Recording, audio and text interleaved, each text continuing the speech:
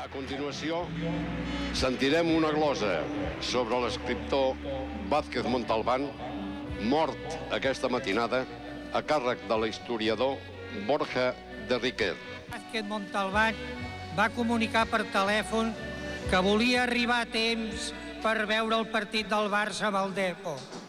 No s'ho volia perdre. Malauradament, no podrà seure allí dalt, a la seva cadira de la filera 34. Segurament Manolo està el més brillant i lúcid cronista del barcelonisme. Durant molts anys, els seus articles han difós una imatge del Barça que ha servit per neutralitzar la que d'altres volien difondre del nostre club. Avui la figura de Manuel Vázquez Montalbán congrega un quartet a Alexandria, el primer dels quals l'historiador a qui acabem de veure i amic personal Borja de Riquer. També ens acompanya el polític i amic personal Rafael Ribó.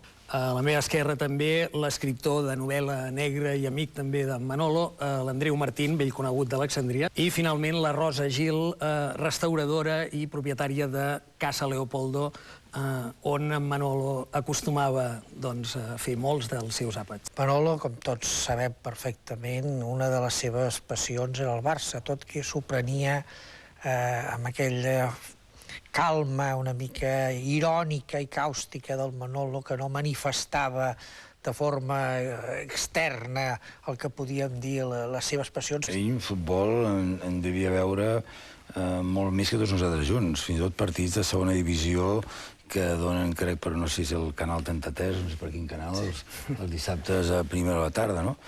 Però, esclar, jo el que intento en aquests moments és subratllar que aquest mateix Manolo, no sé si no dormint o com jo li feia la broma que havia d'escriure mentre dormia amb els peus, és una producció voluminosa, molt sòlida i molt important en una quantitat de matisos de l'activitat humana que van molt més enllà de fins i tot altres esquematismes del Manolo en públic, com pot ser Carballo, per cas, no? Jo quan el vaig conèixer ja formava part de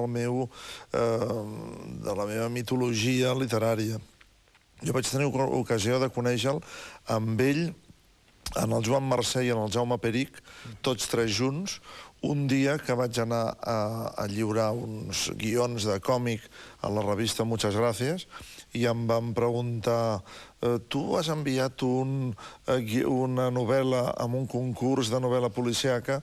I sí, doncs vine, que hi ha 3 persones que et volen conèixer. Aquell dia, que no podré oblidar mai, naturalment, em van donar la primera empenta seriosa perquè jo acabés vivint de la novel·la. Jo crec que és en general que el Carballo li serveix d'instrument per anar desmitificant moltíssimes coses, no una sola cosa, sinó moltíssimes coses. Jo penso que Carballo li servia una mica per provocar una mica presentant-lo com el tipus de personatge amb el qual pot derivar alguna persona una mica bastant similar al que era el Manolo, però i projectant, per tant, coses que ell mai s'hauria atrevit a fer. I d'aquesta manera jo crec que també era com un instrument de crítica cap a on pot derivar una persona que ha tingut una activitat política davant del desencís. Jo estic convençut que sí, que és un Jekyll i Hyde. Jo crec que tots els personatges, tot el que surt en els llibres, i escrivim els escriptors, ho diem els escriptors. El que passa és que els personatges són màscares que ens posem. Els llibres, la mateixa novel·la, és una màscara que ens posem per fer veure que el que diuen els personatges ho diuen ells i nosaltres no hi tenim res a veure. A Casa Leopoldo no us podeu arribar a imaginar la quantitat de gent que busca el Pepe Carballo on està aquesta nit.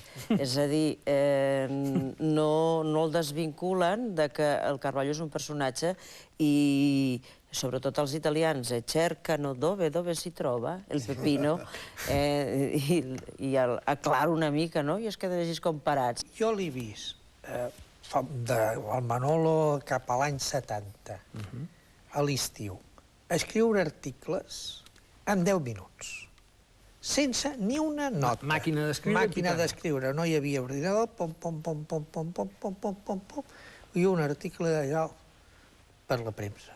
Montalbán. Home, sens dubte, amb el poder. Amb el poder, amb tots els seus, amb totes les seves dimensions. No? Quan ell...